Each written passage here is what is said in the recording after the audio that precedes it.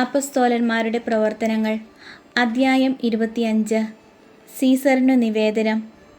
ഫേസ്തൂസ് പ്രവശ്യയിൽ എത്തി 3 ദിവസം കഴിഞ്ഞ് കേസറിയായിൽ നിന്ന് ജെറുസലേമിലേക്ക് പോയി.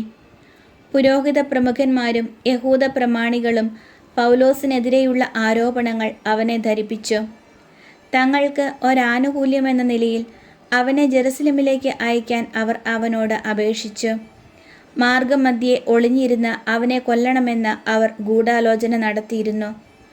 പൗലോസിനെ കേസറിയായിൽ സൂക്ഷിച്ചിട്ടുണ്ടെന്നും താൻ ഉടൻ തന്നെ അവിടെ പോകാൻ ഉദ്ദേശിക്കുന്നുണ്ടെന്നും ഫേസ്തൂസ് മറുപടി നൽകി.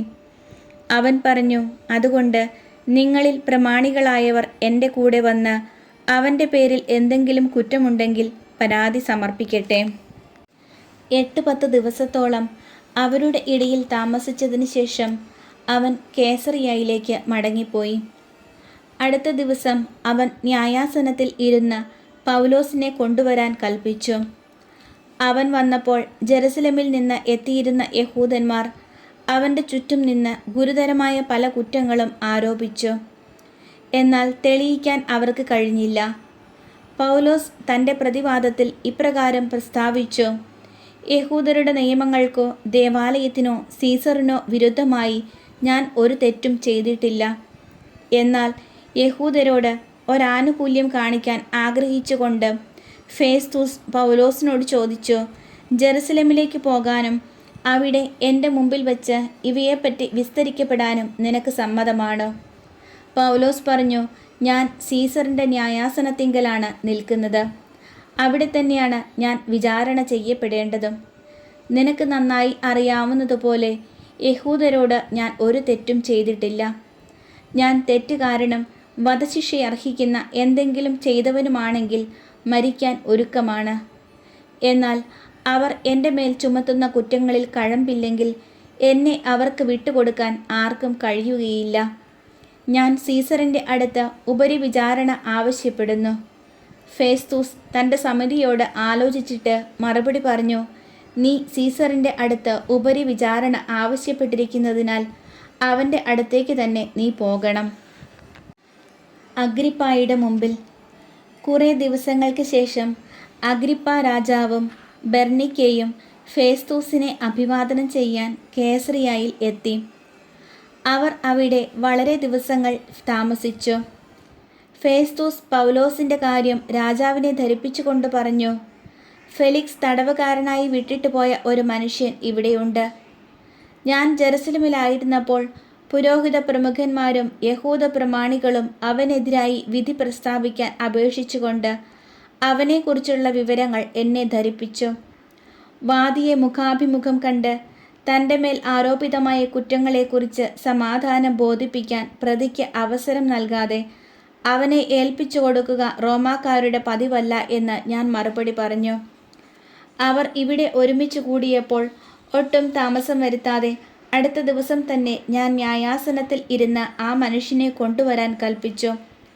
വാദികൾ കുറ്റാരോപണം ആരംഭിച്ചപ്പോൾ സങ്കല്പിച്ച തരത്തിലുള്ള ഒരു തിന്മയും അവൻ്റെ മേൽ ചുമത്തിക്കണ്ടില്ല.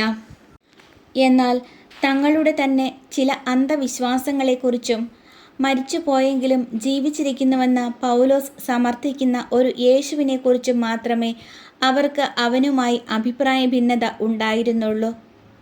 എന്ത് തീരുമാനമെടുക്കണമെന്ന് നിശ്ചയമില്ലാതെ വന്നപ്പോൾ ജെറുസലേമിലേക്ക് പോകാനും അവിടെ വെച്ച് ഇവയെപ്പറ്റി വിചാരണ ചെയ്യപ്പെടാനും സമ്മതമാണോ എന്ന് ഞാൻ അവനോട് ചോദിച്ചു. എന്നാൽ ചക്രവർത്തിയുടെ തീരുമാനം ഉണ്ടാകുന്നതുവരെ തനിക്ക് സംരക്ഷണം നൽകണമെന്ന് പൗലോസ് അപേക്ഷിച്ചതിനാൽ സീസറിൻ്റെ അടുത്തേക്ക് അയക്കുന്നതുവരെ അവനെ തടവിൽ വയ്ക്കാൻ ഞാൻ ആജ്ഞാപിച്ചു.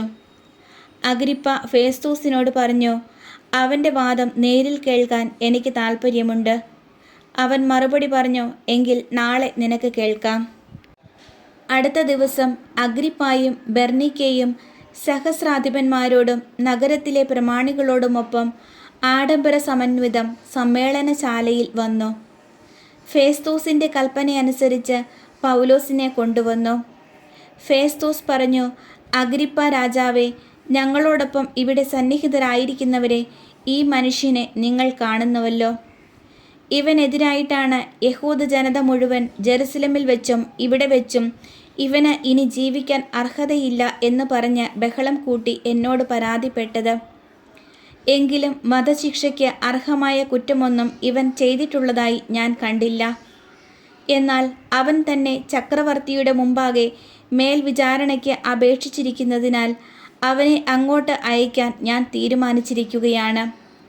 ഇവനെക്കുറിച്ച് സീസറിന് എന്താണ് എഴുതേണ്ടതെന്ന് എനിക്ക് നിശ്ചയമില്ല. അതുകൊണ്ട് തന്നെയാണ് ഞാൻ ഇവനെ നിങ്ങളുടെ മുമ്പിൽ, വിശിഷ്യ അഗ്രിപ്പാ രാജാവെ, നിന്റെ മുമ്പിൽ കൊണ്ടുവന്നിരിക്കുന്നത്. വിചാരണ കഴിയുമ്പോൾ അവനെപ്പറ്റി എന്തെങ്കിലും എഴുതാൻ എനിക്ക് കഴിയുമല്ലോ.